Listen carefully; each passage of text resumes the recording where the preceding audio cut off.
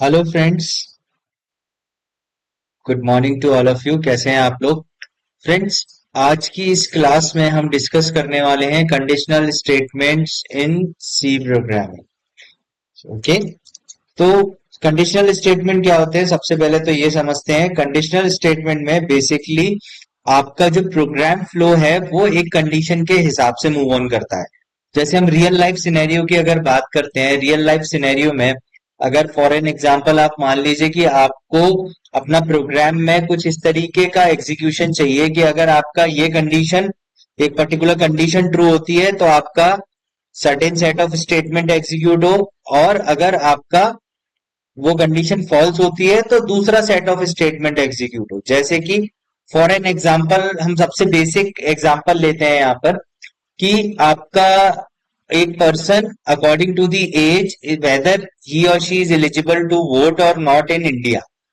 तो अब वोटिंग के लिए जो लीगल एज है वो है 18। अगर आप 18 और 18 से अबव हैं तो वोट कर सकते हैं, अगर नहीं है तो वोट नहीं कर सकते।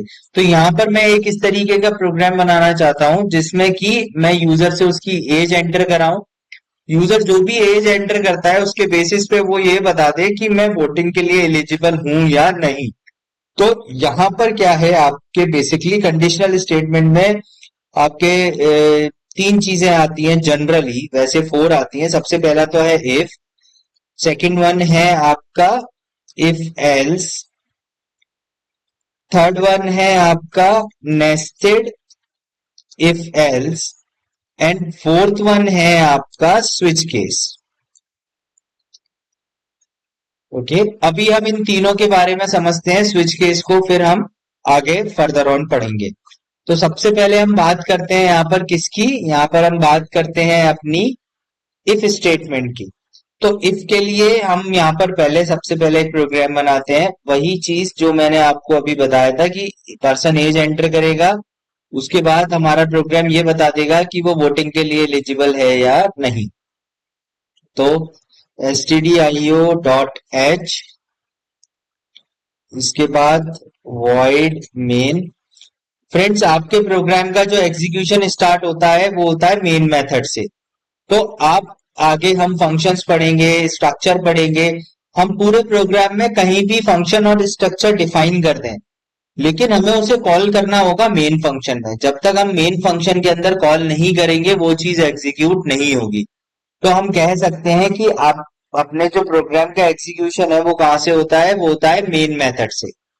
फॉर एन एग्जाम्पल, जैसे यहाँ पे मैंने एक वेरिएबल ले लिया इंट ए। ये आपका किस टाइप का वेरिएबल है? ये है ग्लोबल वेरिएबल। ओके, अब यहां पर जैसे फॉर एन एग्जाम्पल मुझे ए इक्वल्स टू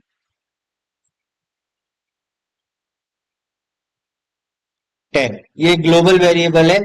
तो मुझे इसको यूज में कहाँ लेना पड़ेगा? मेन के अंदर ही। अगर मैं मेन के बाहर ही मान लो यहाँ पे मैं प्रिंट एफ स्टेटमेंट दे देता हूं, तो वो प्रिंट एफ मेरा एग्जीक्यूट नहीं होगा और मेरे को वहां पर एक एरर वो थ्रो करेगा, print f percent d comma a. ठीक है,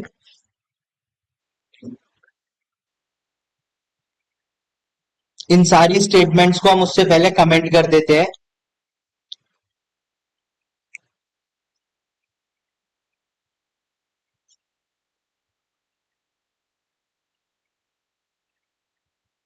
हम्म, अब हम ओपन करते हैं अपना कमांड प्रॉम्प्ट। इसके बाद d c d space prog, then GCC space hyphen o hyphen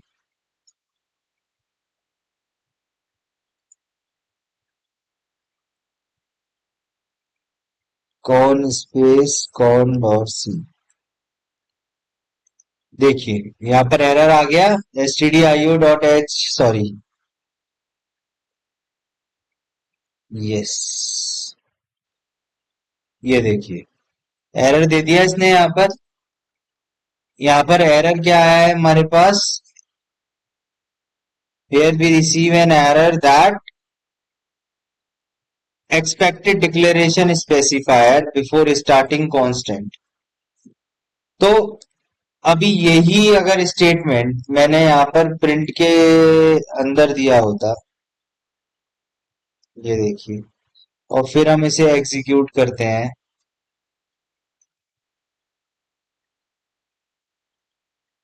यहाँ से इसको हटा देते हैं सबसे पहले। सेव, देखिए कंपाइल हो गया, ये देखिए। और अब हम इसे रन करते हैं। कौन, देखिए प्रिंट हो गया ना। तो इसीलिए आप जो भी चीज मेन फंक्शन के अंदर ही रखेंगे वही आपका यहाँ पर क्या होगा, एग्जीक्यूट होगा। अदरवाइज वो आपका एग्जीक्यूट